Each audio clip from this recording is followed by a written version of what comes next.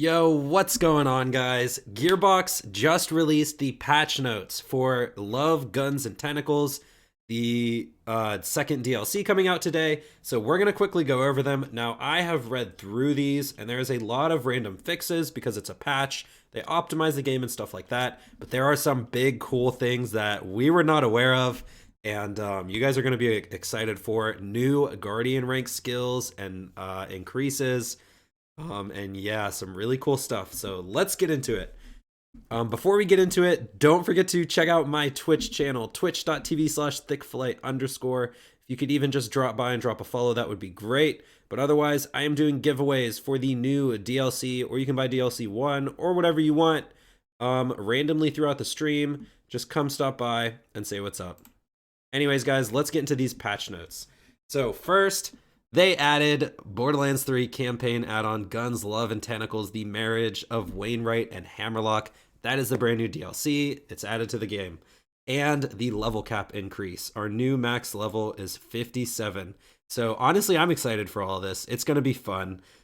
Even though we have to reform gear, I'm just so excited for the level cap increase and this DLC. So personally, I don't care.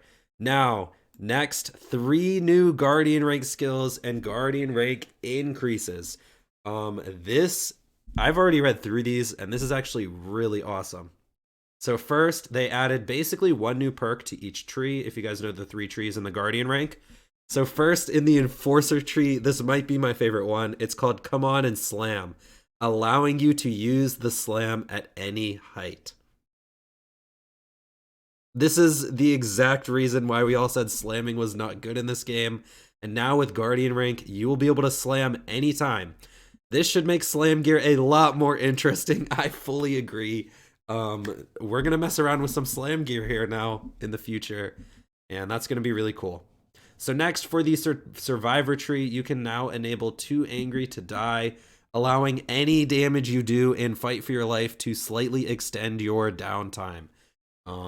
Okay, so I'm assuming you're just going to want to shoot a fast-firing SMG and put dots onto enemies, and you're going to live and fight for your life forever, so that's actually really cool. Finally, in the Hunter tree, we added Harmageddon, where additional damage is done to enemies that have received multiple status effects. Or I'm sorry, it says static effects. I'm guessing this means status effects. And yeah, if it does, that's really good for Amara. And that just makes elemental anointments even better. And that is sweet. Next, they mentioned you will be able to start DLCs from the game menus.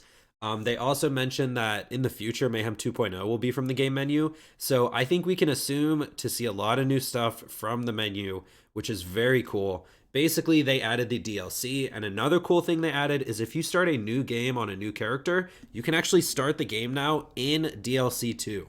So that's really dope, and you can do that from the menus. So yeah, super excited for these kind of quality of life changes. Next, they just had some stability and performance optimizations. There's not much here. They're basically just making the game run smoother, which is always great. Next, this is a huge fix. Gear lower than the level cap no longer drops when player and enemy characters are each at the level cap. So when you would find a piece of gear that was 1 level below and it was really frustrating, basically they said they fixed that. So hopefully it was a good fix, and we won't have to get this like hot fixed later. But they are aware that we do not like low level gear dropping, so this is either fixed or will be fixed coming up soon. Then they mentioned some stuff again. There was a so this is basically a bunch of reported concerns. You guys can go through these specifically. I don't want to make this video just too long and boring because there's a lot of random things here, but there was a couple things I want to point out right here. Shields that trigger effects while depleted, like Brawler Ward, can no longer trigger multiple times while the game is paused.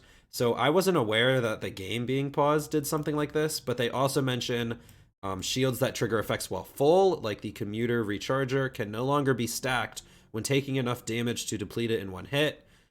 So I'm not sure if they actually fixed shield stacking here. I'm assuming just in these 2 instances, but we're going to have to see. This is kind of a big fix because the Band of Sidorak stacks, like unintentionally just by wearing it, which kind of sucks because if you don't want to glitch, you can't really use a Band of Sidorak. And that's actually one of my favorite shields. Just without it stacking, it's a very strong shield. So I kind of wanted them to fix shield stacking anyway, but I just wanted to point that out. Next, let's move on. I forget if there was anything else. There's just a lot of reported concerns, and they fixed a bunch of random stuff. With the characters, there was no major changes. They just fixed some bugs, and stuff like that. Let's keep going. So for the effects and UI, the same thing. I'm pretty sure there was nothing in here.